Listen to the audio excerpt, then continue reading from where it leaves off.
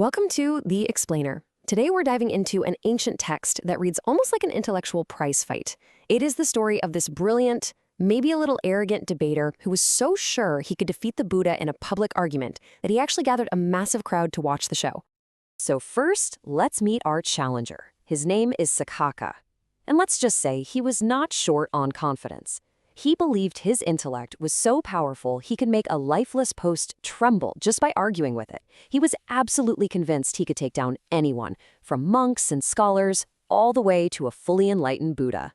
You know, back in the bustling city of Vesali, Saccaka was basically a celebrity. He was a famous teacher, a bit of a controversialist, and he was known for his razor-sharp mind and his really aggressive debating style. In his own mind, he was completely invincible. Well, one day, Saccaka's path crosses with a monk named Assaji, who happened to be one of the Buddha's very first disciples.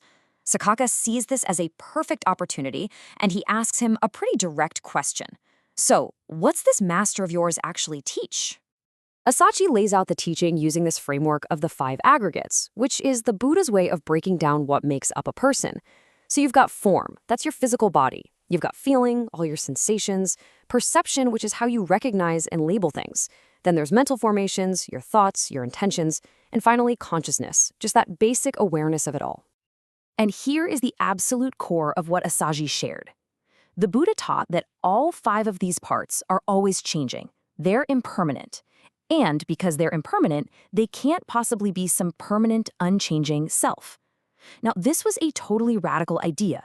It flew right in the face of the common belief in an eternal soul or self. So when Saccaka heard this, he didn't hear some profound wisdom. Nope, he heard a weakness. He thought this whole idea was just absurd, and he saw his chance.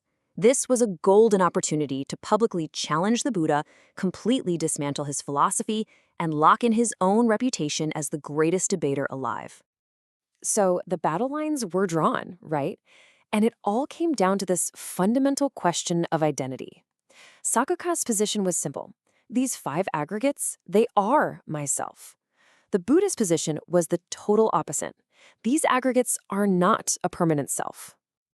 Now, Saccaka didn't want this to be some quiet, private discussion. He wanted a spectacle. He literally went to the local assembly hall and rounded up a crowd of 500 nobles to come and watch what he was certain would be his greatest victory. He stood in front of this crowd and just boasted, using all these aggressive analogies.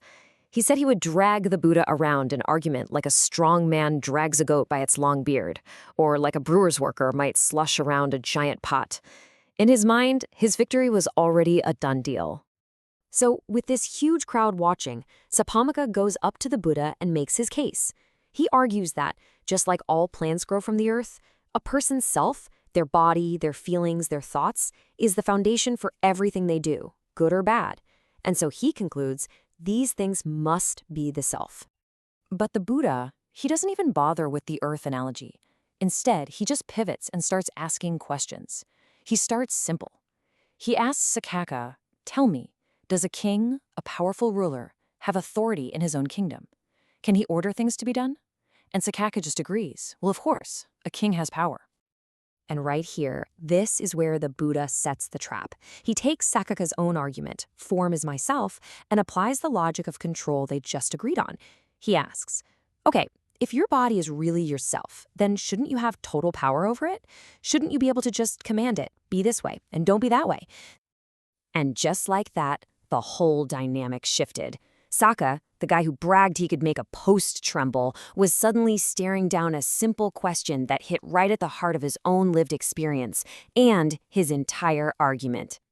He had nothing. He couldn't say yes, right? Because we all know we can't just tell our bodies not to get sick or not to age. But saying no meant he lost the whole debate. So he just stayed silent. The Buddha calmly asked him the question again. And again, just silence. In front of those 500 nobles who came to watch him dominate, the so-called invincible debater was completely trapped by a simple, undeniable truth. That silence must have been absolutely deafening. Now, at this critical point, the text says a supernatural event occurs. A powerful spirit, Vajrapani, the thunderbolt wielder, appears in the sky right over Saccaka's head, holding a flaming iron club. And he gives Saccaka this terrifying ultimatum, basically forcing him to answer the one question he was trying so hard to avoid.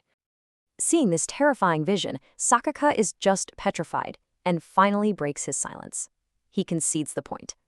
No, Master Gautama. And with that, the Buddha just methodically goes down the list. Feelings, perceptions, mental formations, consciousness. And for each one, Saccaka is forced to admit that no, he has no ultimate control over any of them. Saccaka's entire argument was now in pieces. But the Buddha, having won the debate, didn't just walk away. He used this moment to explain the final logical step, not just for Saccaka, but for everyone there. The Buddha then laid out the final piece of the puzzle. He explained that anything that's always changing is ultimately a source of stress because you can't rely on it for any lasting happiness. So, does it really make sense to cling to something that's both impermanent and stressful and call it me or mine? The answer for everyone listening was becoming pretty obvious. And the text gives us this really powerful image of Saccaka's total transformation.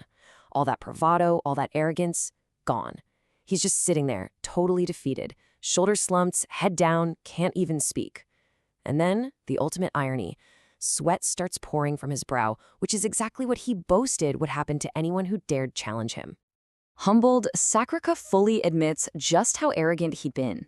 He says that challenging the Buddha was actually more dangerous than facing a charging elephant or a blazing fire or a deadly snake. He got it. He hadn't just lost the debate.